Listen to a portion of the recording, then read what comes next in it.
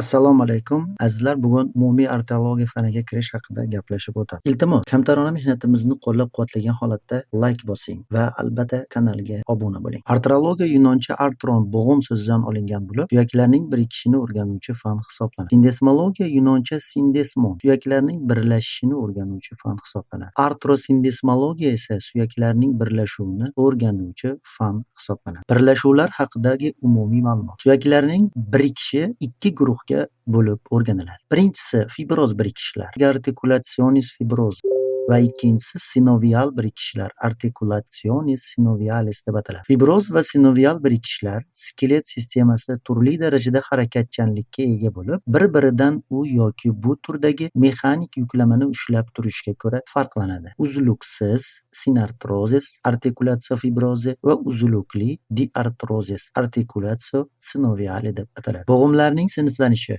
Bo'g'im yuzasining soniga ko'ra oddiy bo'g'imlar, articulatsiya simplex, murakkab bo'g'im, articulatsiya kompozita, kombinirlashgan bo'g'im, articulatsiya kombinata va kompleks bo'g'im, articulatsiya kompleksga bo'linadi. Bo'g'im yuzasining shakliga ko'ra sharsimon bo'g'im, articulatsiya sferoidea, silliq yoki yassi bo'g'im, articulatsiya plana, ellipssimon bo'g'im, articulatsiya ellipsoidea yoki condylaris, egarsimon yoki o'tirg'ichsimon bo'g'im, articulatsiya cellaris, ovalsimon bo'g'im, articulatsiya ovoidalis, silindrsimon bo'g'im, articulatsiya silindrika, g'altaksimon bo'g'im, articulatsiya surxliaris kabi turlarga bo'linadi. O'qiga ko'ra bir o'qli bo'g'imlar, ikki o'qli bo'g'imlar, uch o'qli bo'g'imlarga bo'linadi. Bir o'qli bo'g'imlar monoksial bo'g'imlar ham deb ataladi. Ularga silindrsimon, g'altaksimon, vintsimon bo'g'imlar kiradi. Ikki o'qli bo'g'imlar esa biaksial bo'g'imlar deb atalib, ellipssimon, egarsimon,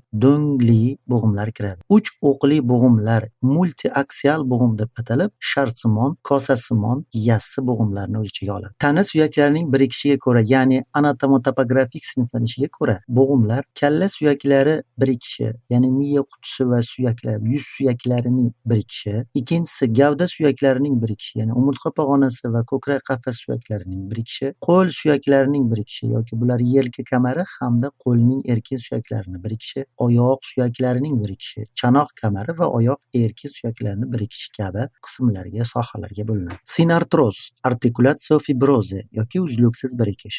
Fibroz birikish, artikulatsiya fibrozi suyaklarning turli ko'rinishdagi biriktiruvchi to'qimalar, zich, biriktiruvchi tog'ay yoki suyak to'qimasi orqali uzluksiz birikishi hisoblanadi. Uzluksiz to'qima qavati orqali birikish turi bo'lib, to'qimaning tabiatiga ko'ra yunktura fibrozi, sindesmoz, biriktiruvchi to'qima orqali, yunktura kartilaginea, sinxandroz, tog'ay to'qimasi orqali, yunktura ossea, sinestos, suyak to'qimasi orqali birikish turlariga misol bo'ladi. Sindesmozlar suyaklar orasidagi birikish hosil qiluvchi zich biriktiruvchi to'qimadan tashkil topgan, ya'ni suyaklarni zich biriktiruvchi to'qima yordamida birikish usuli hisoblanadi. Ular quyidagilar yordamida birikishi mumkin. Birinchisi bog'lamlar orqali, ya'ni bog'lam ligamentum orqali, ikkinchisi membrana orqali, uchinchisi choklar orqali, gomfizis tish ildizining jag' suyaklariga birikishi, fontikuli liqildoq orqali, bu faqat chaqaloqlarda uchraydigan turi hisoblanadi. Choklar sutura bosh suyagidagi kalla gumbazi va yuz suyaklarining o'zaro birlashishida hosil bo'ladi. Ular o'zaro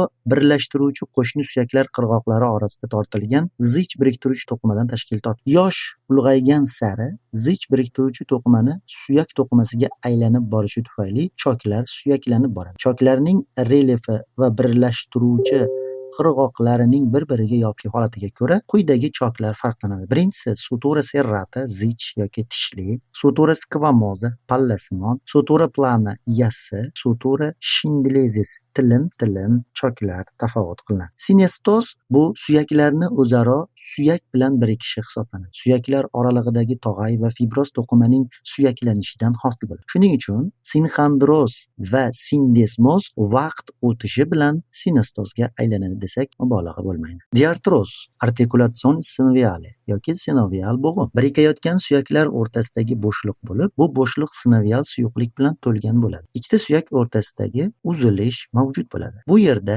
diartrozlarda bo'g'im komponentlari mavjud bo'lib, asosiy bo'g'im komponentlari va qo'shimcha bo'g'im komponentlarini o'z ichiga oladi. Asosiy bo'g'im komponentlariga fasciis articularis, ya'ni cartilago articularis bilan qoplangan silliq tog'ay, ya'ni suyakning bo'g'im ichidagi bo'g'im yuzasi kiradi. Ikkinchisi cavitas articularis, ya'ni bo'g'im bo'shlig'i kiradi.